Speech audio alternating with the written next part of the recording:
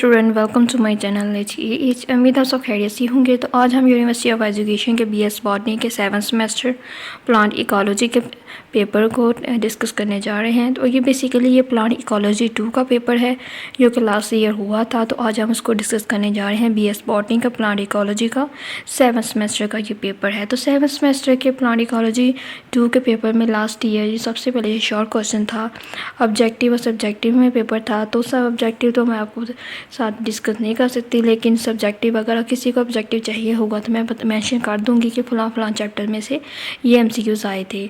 Next ये हम subjective को देख लेते हैं। तो सब्जेक्टिव में सबसे पहले शॉर्ट क्वेश्चन थे, देन लॉन्ग क्वेश्चन थे। सबसे पहले हम शॉर्ट क्वेश्चन को डिस्कस कर लेते हैं। तो शॉर्ट क्वेश्चन में पहला शॉर्ट था कि what is importance of seed bank, ये इनके इम्पोर्टेंस ऑफ सीड बैंक को आपने डिस्कस करना था। नेक्स्ट है briefly explain the factor that cause the seed dormancy. Third question है define ecologic succession and its various type. Next है fourth वाला what do you know about the density dependent factor. तो density dependent factor ये दोनों बहुत short question हैं, ये इनके बहुत ज़्यादा इंपॉर्टेंट शॉर्ट क्वेश्चन है ये। नेक्स्ट है analyze the major formation type of word.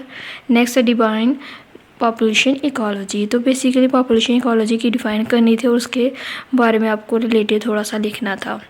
Next short question के बाद हम लॉन्ग क्वेश्चन को डिस्कस करें। तो सबसे पहले ये लॉन्ग क्वेश्चन था वो था write a detail note on energy flow in ecosystem and next था briefly describe the nitrogen cycle. Next describe the method of sampling a plant community. तो ये 16 नंबर का लॉन्ग क्वेश्चन थे, यानी कि इसमें आपको सारे के सारे ही करने थे, तकरीबन ये तीनों लॉन्ग करने थे। नेक्स्ट हम प्लांट बायोकेमिस्ट्री को डिस्कस कर लेते हैं।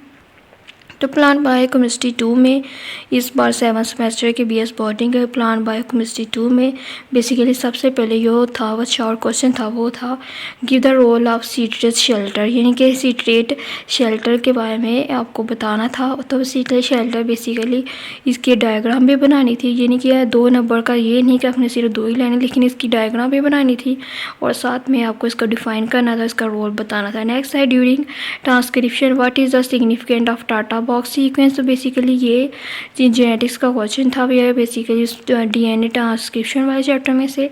तो next what are the difference form the function of ribosome protein. तो राइबोसोमल प्रोटीन का फंक्शन और इसके फॉर्म्स लिखनी थी। Next explain the biochemical function of thiamine. Next thiamine में बेसिकली ये आपको सारा लिखना था इसका और इसका स्ट्रक्चर भी ड्रा करना था। नेक्स्ट है discuss the process of messenger RNA in eukaryotes. Next है last question short question what is meant by beta oxidation of fatty acid, यानी कि beta oxidation of fatty acid का मतलब क्या है। तो इसके लिए भी बेसिकली आपको ड्रा करना था। नेक्स्ट आपको इसके बारे में थोड़ा सा बता देना था। नेक्स्ट लॉन्ग से पहले हम लॉन्ग क्वेश्चन को डिस्कस करें। तो लॉन्ग क्वेश्चन में सबसे पहले क्वेश्चन था elaborate the difference type involved in MEP, यानी कि methyl erythritol four phosphate pathway and synthesis of basic 5 carbon unit of terpenoid. तो बेसिकली ये 8 नंबर का क्वेश्चन था और इसमें आपको तकरीबन 4 से 5 पेज लिखने थे। नेक्स्ट है क्वेश्चन लास्ट क्वेश्चन जो लॉन्ग क्वेश्चन था।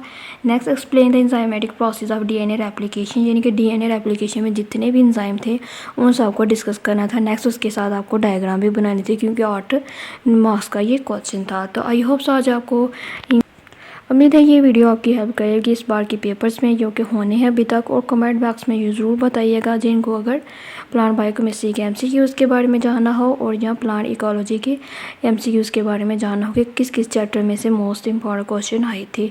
तो मैं नीचे मेंशन कर दूँगी डिस्क्रिप्शन बॉक्स में।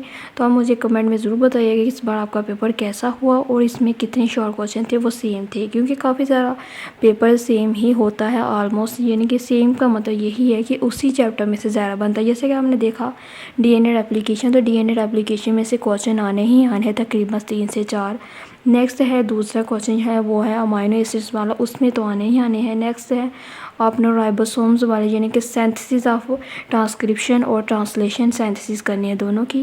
तो ट्रांसक्रिप्शन ट्रांसलेशन के सिंथेसिस में से ये क्वेश्चन आने ही आने हैं और MCQs भी इसी लिहाज से आएंगे। उम्मीद है आज की वीडियो आपको इन्फॉर्मेटिव लगी होगी। मेरे चैनल को लाइक करें, सब्सक्राइब करें और ये वीडियो अपने दोस्तों के साथ ज़रूर शेयर कीजिएगा ताकि उनकी हेल्प हो सके कि BS बॉटनी और BS प्लांट बायोकेमिस्ट्री का लास्ट ईयर का ऐसे पेपर था और ये सब इसमें इंक्लूड था। अल्लाह हाफिज़, अपना बहुत सारा ख्याल रखिए और पेपर्स के लिए बेस्ट ऑफ लक।